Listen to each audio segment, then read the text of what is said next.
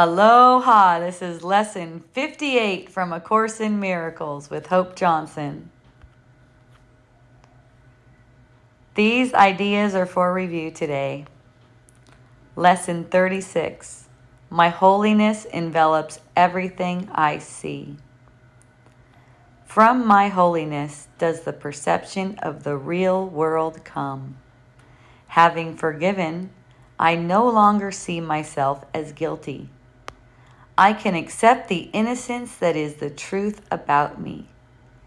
Seen through understanding eyes, the holiness of the world is all I see, for I can picture only the thoughts I hold about myself. Lesson 37. My holiness blesses the world. The perception of my holiness does not bless me alone. Everyone and everything I see in its light shares in the joy it brings to me. There is nothing that is apart from this joy, because there is nothing that does not share my holiness.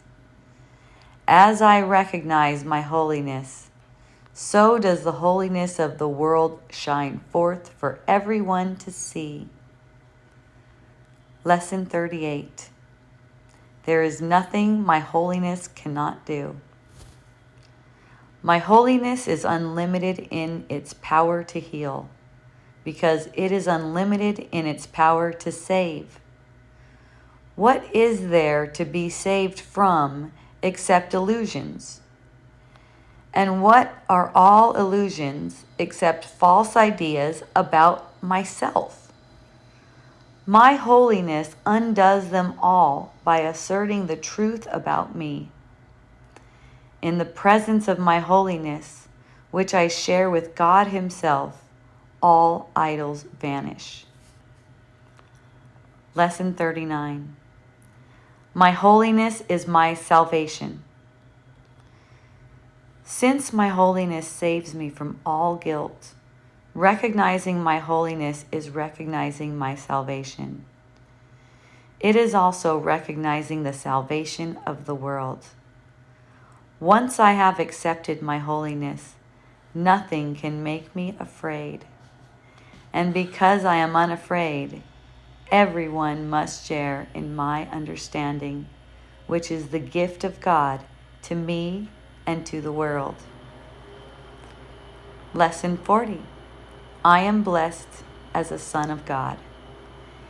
Herein lies my claim to all good and only good. I am blessed as a son of God. All good things are mine, because God intended them for me. I cannot suffer any loss or deprivation or pain because of who I am. My Father supports me, protects me, and directs me in all things. His care for me is infinite and is with me forever. I am eternally blessed as His son. So this set is all about my holiness and how blessed I am to be able to extend the love of God, because I can receive the love of God for myself at any time. This is my holiness is going to give me the perception of the real world. Whenever I forgive, I no longer see myself as guilty. In that moment, I'm extending my holiness, right? It's like I'm accepting the innocence. I'm accepting that God loves me and all is love, and I can trust perfectly as well. And the thing about that is that I'm not alone in that. My holiness blesses the world. So when I allow my holiness to be the source of my perceiving, it blesses everyone. It brings joy to everyone's mind. It doesn't leave anyone out of joy, or anything for that matter. Also, my holiness being unlimited in its power to heal, there's no thing, no perception that can block it. It's all inclusive. When I'm allowing my holiness to be the foundation of what I perceive, I'm accepting my holiness. I'm acknowledging that that's here, that that's what's here. I'm extending this power to heal. And it's unlimited. It's like we can open up to this more and more and more, open up to our holiness enough so that there's no perception of pain anymore, no perception of suffering anymore anywhere in the world. And that's really the trajectory that we're on. That's something to be really excited about. Would you say idols is just our concepts? Yes, idols are anything we hold in opposition to what God's will is. It's like I wouldn't act so angry, but that person made me do it, and that justifies it. So that's like an idol for you. Or thinking that something is responsible for making you feel sad or sick. For a lot of people, when they feel even just a cough coming on, they'll think to what they've done in the world to cause that cough. And that becomes the idol. It's up against God's will. God's will is perfect holiness for you. That means perfect innocence and perfect invulnerability. That means nothing from before could make you feel like you feel right now. It must be that you're denying your holiness. And that's the same with pain. That's the same with sickness, heartache, anything like that. It must be that you're denying your holiness right now. And that, whatever you're using to deny it, that's an idol. So it says here, my holiness undoes them all the idols, by asserting the truth about me. Okay, these false ideas about myself are the idols. Talk a lot about guilt. Yes. Right. Guilty, self-conscious is all this is. It's all based on guilt and fear of punishment, because guilt demands punishment. So first comes the guilt for thinking that you have separated yourself, and then this guilt demands punishment. And it's like you're running in this world to try to escape punishment, but only running toward punishment. It's because believing you're guilty guarantees that you're only going to get more of the same. So this is how we undo the guilt, which is the foundation of all of this worldly, all of this world perception that we have going on. So what we're doing is we're resolving the guilt as things come up, as upsets, irritations come up. These lessons get applied to them, and that's how we start to see through the guilt. And people have asked me a lot of times, like, what is your secret? Like, what stops me from projecting? Because I don't get projectile too much, or when I do, I'm like noticing that I'm projectile. I'm like, oh, that's a projection. Never mind. And it's like the secret is I've practiced these, and I continue to practice. I continue to get in the Word every day to be reminded, so I don't get pulled back into suffering. I like to feel really good. I like to feel super orgasmic in my body. I don't mind if things like sadness come up and stuff like that. Just like knowing what they are, recognizing what they are, I can sense the bliss, the joy, the loveliness right behind those things. And I know I'm birthing something. And when it comes back to, that stuff clears, it's like I'm in an even deeper bliss. So I'm welcoming more of these triggers again, which, they're going to come as long as we're perceiving a body, and, blessing ourselves with this concept about holiness really helps. It helps us to see, oh, wow, I have the power of decision right now. I am good and only good. I mean, this holiness is beyond good.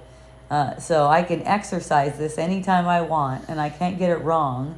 If I don't exercise my holiness, if I exercise the ego's will, I hurt myself in my imagination. I make looming illusions that seem like they're super threatening, and I get scared. It leads to fear, that's all. And so then you come back again. What's an example of forgiving some of these guilty concepts that are making us feel guilty? Well, let's say a guilty concept comes up, and maybe, let's say it's about something that you think you did 5 minutes ago, okay? I like to be extreme when I'm giving these kinds of examples, but let's just go with something that's like that everyone can relate to.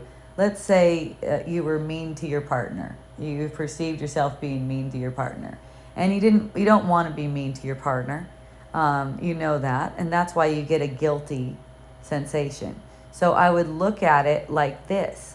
I'm feeling guilty because I hurt my partner in my dream. In my dream is key here. Or in a hallucination. He cannot be hurt by me. Okay? And you know, just like I can only hurt myself, he can only hurt himself. I can be influential, but I can't really hurt him. So the guilt is relieved of me because I know that to hold it would be to deny the healing. Deny the healing right now. You know, knowing that I want to use it for learning. I want to learn from this. I want to learn how to not hurt my brother, not even in my imagination, right? So the being released, allowing yourself to be released from the guilt, comes from reason. It's not reasonable to hold it. If being released from the guilt allows you to see your brother clearly, then why wouldn't you be released? Also, holding guilt it also influences your brother to make guilt real, or your partner, however you want to say it, to make guilt real in their mind. Locking in the world of concepts. Right. It's putting it more in a conceptual way. So for me, because of reason, because I've been doing these lessons and I know that it's like I know better, right? I know better than to hurt myself again, right? And holding on to guilt hurts me, and it's making it as if I can do something in the world. I can't do anything in the world. I can think against myself in a dream. I can't even think against myself in reality. That's not allowed in reality. I can think against myself in a dream. And it's only because we want this that God lets us do it. If we weren't wanting this, we would just be back to God anyways. So this isn't God's will. No, this is not God's will. God's will is for us to be creating in heaven, and that's our true will as well. We just got tricked by the ego. We let ourselves be tricked into thinking that we did something against God, and we convinced ourselves that we wanted this world, and we have yet to withdraw that desire from the world because of fear of punishment. So then we need to just keep leaning on our holiness. That's right. I am blessed as a son of God. This is my claim to good and only good. I am blessed as a son of God. All good things are mine. There's nothing that can harm me when I know this. So it's like coming back to knowing this. Practicing these lessons is what helps you to know this. It is a concept, but to know it beyond the concept of it really helps you to apply it. And using these concepts to neutralize concepts that you've made real is super effective. Love it. Yes, we love you. Have a beautiful practice. You are holy. Yay.